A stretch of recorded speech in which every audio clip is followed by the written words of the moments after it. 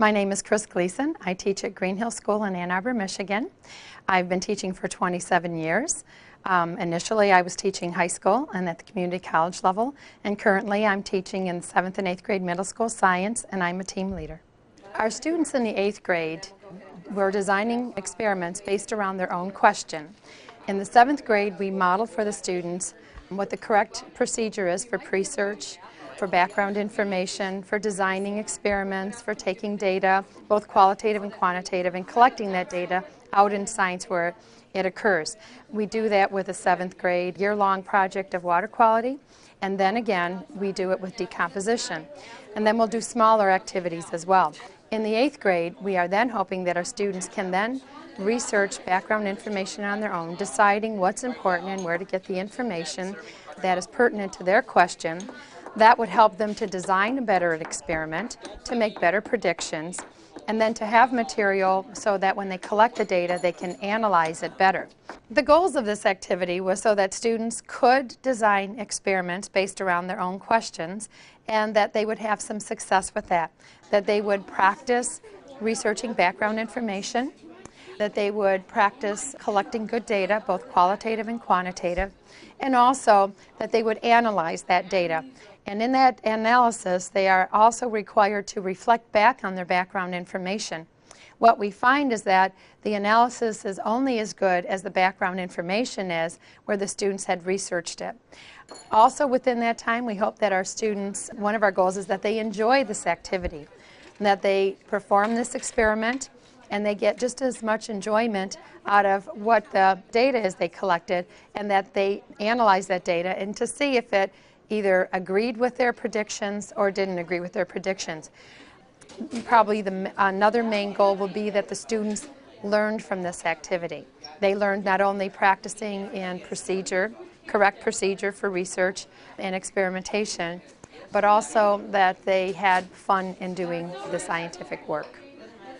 Well, at the beginning of each unit, what we do is we set out for the students the content material, the basic material that they would need to know in order to generate ideas for questions so that they can then enhance that curriculum by designing experiments around those questions.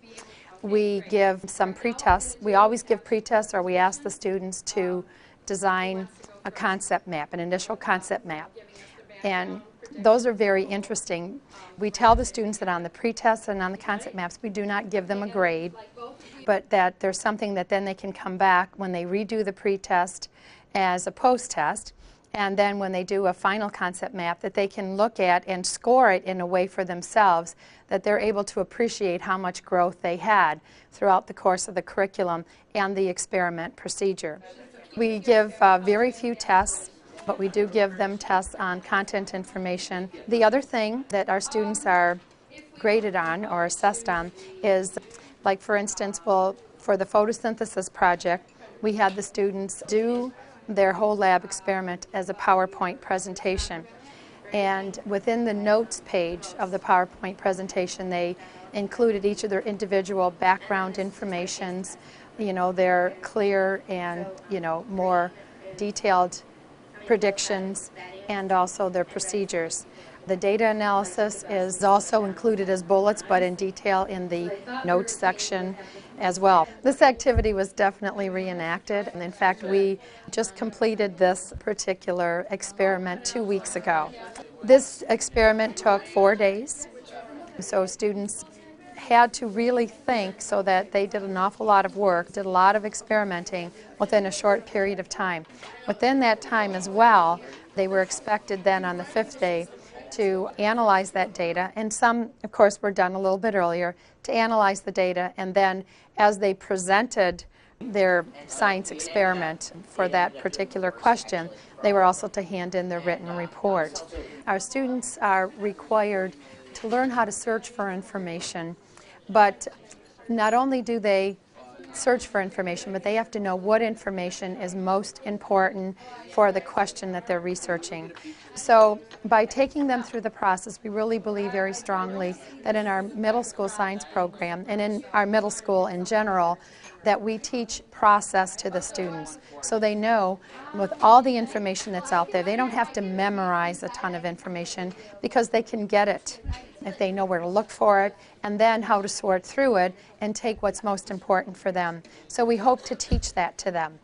Our current students, as you might guess, they're wonderful. They're risk takers, and because they're risk takers, they allow us to provide them with many opportunities for them to explore what they can in order to be in charge of their learning. They're not just given carte blanche, but with some direction. They can answer their own questions that they have. They're encouraged to ask questions.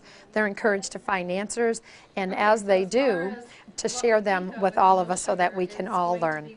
Our kids are bright, they're engaging, they're curious, and all those things drive our curriculum. One of the things that we really like about our program is that it does help the students learn critical thinking skills. That's very important to us. We also stress collaboration. How do you learn to work with one another? Today, if you go out into the workplace, people are working together with one another. Not one person is doing one part and one person is doing another part, and then you put the things together and hopefully you come out with a whole. Because not everybody has all the information at their fingertips. Students also engage in problem solving. As we mentioned earlier, if there was a problem with the probe, students were able to see this doesn't make sense, so I'm not going to continue with my experiment. We need to solve this problem first, and then we continue.